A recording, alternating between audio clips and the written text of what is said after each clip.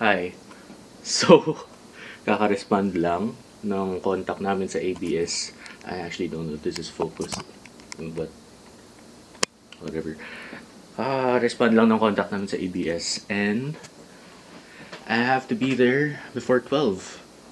Sir, grabe ka. Grabe tong finals nyo. Pero anyway, pupunta tayo kay Jai Ho ng MOR. Okay, let's go!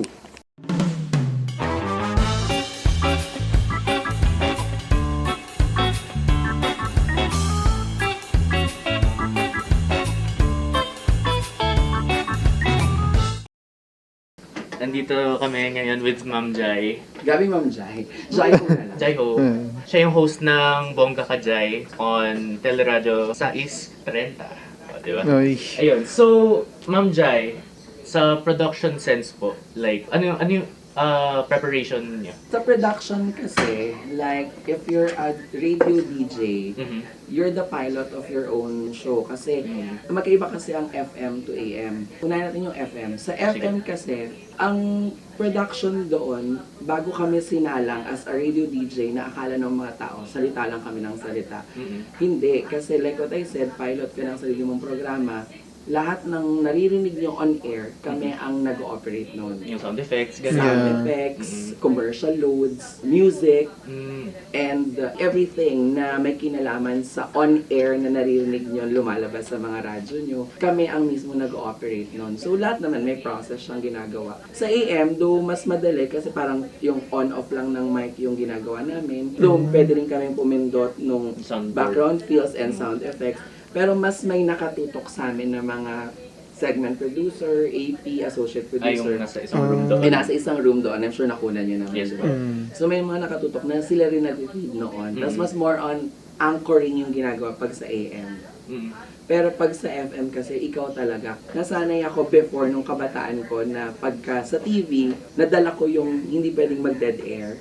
Yeah. Gets mo? Tama, Kaya di ba, tama. sometimes people judge me na, hindi niya na-explain yung interview in-interview niya. But that's part of my learning process. Kasi siguro ko, kaya siguro ako takot na pag, yung gano'n, yung narinig ko, yung nagkaroon ng dumed air, takot ako ng dati. Kasi yung training ground ko, FM, radio DJ ako na, it's a sin kapag ka nagkaroon ka ng kaunting dead air. Kasi Tama. kailangan alert ka sa program mo na magpi-play.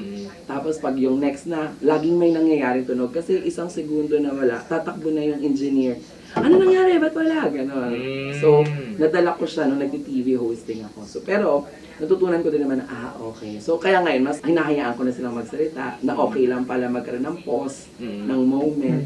Kasi nga, syempre, through your everyday na trabahong ginagawa, madadala mo din lahat ng mga matututunan. Last question natin. What is your favorite part of hosting a radio show? Favorite part ko yung, for me kasi, every day, every program is a learning experience for me. Ang dami-dami kong nakakapanayam dito. Politicians, mga ASEC sa gobyerno, showbiz personalities, vloggers, ganyan. Lahat, all kinds of trabaho. Pwede naming ma-interview, pwede naming makilala, nagiging kaibigan namin. And at the same time, natututo ako pagka nakakausap ko sila. Though binibigyan kami ng bullets, kung ano yung tatalakayin for the day, ganyan. Pero yung sa script, parang yun talaga yung binayaran sa'yo yung wit, intelligence mo. Hindi naman intelligence na sobrang scientist na ako doon. Hindi naman ganun. Doon sa larawan lang namin. Yun. Siyempre. Ayun. So, ayun. Yun lang po. Thank you so much. Thank you. Thank you. Salamat. Ito na lang, John. Doon na lang kayo sa ano, sa... Okay yan, Pwede pwede. PA.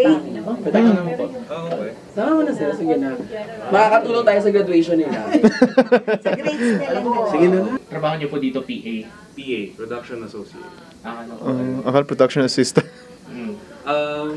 More or less, parang ganun din naman siya. Pero, syempre, mas maganda yung term na Production Associate. Yeah. Ano yung, least favorite or pinakaayaw mo ng part ng Prompter. Okay. So, Prompter? yung pagpa-prompter is yung binabasa ng mga anchors. Parang yung script. Yung script nila tuwing nag-aano sila ng newscast o kaya ng kahit sa program, sa regular programming. Yung pagpa-prompter kasi once nung magamay mo na siya, nakakanta.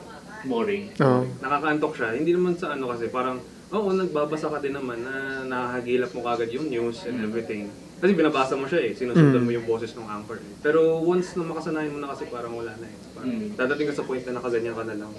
Pinapatama na lang. Pinangaba ko na lang, okay. Tapos na, okay, sige. Okay. Tapos na ako. Parang doon natin rin yung energy mo. Kasi mahaba talaga. Tapos, last question natin. Ano yung ginagawa niyo po as a PA to prepare for the live broadcast? Okay. So, meron kami tinatawag dito na yung preparation before yung mismong programs namin. So, ang ginagawa namin is, inaaral namin yung script. Okay. Inaaral namin kung ano yung segments na meron kami, kung ano yung mga specific, kung meron bang nilatag sa executive producer na specific na stingers, may specific na program bed ba, or mga may specific bang gusto ipasabi si executive producer kay anchor, mayroon bang spill, may mga messages ba. So inaaral namin lahat yun before kaming sumalang. Kaya kapag pumapasok kami sa work, palaging 30 minutes before ang in talaga. Kasi aaralin namin yung script, ipiprint pa namin, tapos isa-xerox, aaralin. Then ilalatag pa namin dun sa spinner kung ano yung mga sunod-sunod na namin gagawin para hindi nakahassle. Tapos aayusin din namin yung booth, check namin yung mga earphones, check namin yung microphone, check namin kung okay na ba yung mga Equipment. spinners mga sa loob ng booth. So okay, check namin kung okay siya lahat. Then, ayun, antay na lang namin yung anchor dumating. Bibigyan namin sila ng konting brief kung ano yung mga sunod-sunod. Kailan namin sila pause, kailan namin sila okay, go. Then, ayun yung mostly yung mga Airing. before preparing the airing. Gets. Okay. Okay. Yan lang po. Yeah. Yun, so thank you so Thank much. you so much. sa Thank you. interview. So yun, my name is April Anduca, segment producer here sa Teleradyo Servicio. Yung work namin more on researching materials. Ano po yung process nyo pag nagpe-prepare kayo before airing? Process. So, for example, pag ito kasi madalas sa weekend, more on current affairs program, wala masyadong newscast. So, parang the day before, binibigay na yung mga materials. So kami, kinakompile na namin siya. Tapos Okay. pagpasok ko ng umaga pa lang, is, for example, yung program ko is 8 a.m. pa, ganyan. Kinakompile, na-edit ko na. Then, yung machine doon na nakita niyo kanina. Yes po. Na parang doon siya yung sinesend para diretso yun sa TV yung parang ganun lang siya. Kaya yung pasok din namin is sakto-sakto din. Para syempre yung mga materials na kailangan i-air. Hinahanap din sa amin. So, parang ganun. Yung EAs, yung yung nag-research ng mga guests, sila yung nagbibigay sa amin ng materials. Okay.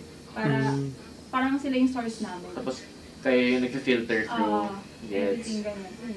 Tapos, ano yung pinaka-favorite niyong part ng production? Favorite part? Ano? Siguro pag na-recognize na, especially kasi kami more on materials, more on visuals. So kapag na-air siya, tapos na-recognize siya ng anchors na, uy, nakikita niyo yung ganyan. Pag nire-recognize siya. For example, ganina si Jaiho, di ba? Parang Apo. ilang beses, uy, handa si ganyan, handa si ganito. Kasi maganda rin kasi na habang nagkasalita yung anchor, Abay po. nagpo-promote ganyan, sakto yung sinasabi. So, I think yung andun na ako sa end part na pag naka-visualize na siya, pag nakikita ko na siya, parang yun yung mas parang gusto kong part pag nakikita ko na siya sa TV. Pag naka-air na. Parang pag naging successful na yung isang program, nakita mo na okay siya, naka-air na siya. So, yun. Gets. Okay, yun lang naman po. Yeah. Salamat po. Miss Thank April. you. Thank you. Thank you so much. Thank you so much. So, ayun, tapos na kami ni Zedric dito sa ABS. What we learned is that it is really hard, but it's really rewarding. Yeah. Sabi nga ni Ma'am April, pag nakita mo na naka-air yung mga graphics mo, or sabi ni Ma'am Jai, yung Mga experiences niya. nakakausap mo yung mga people from all different sides. This has been Rune and Zedric. Stop! And salamat Sir Tops. Salamat Block A52. At salamat You will be remembered. sa mga group member. Salamat kay Tita Chris Tapang.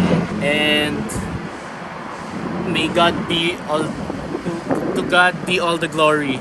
Amen. Yun sa bottom naman. Oo. Salamat. Thanks for watching. Bye-bye.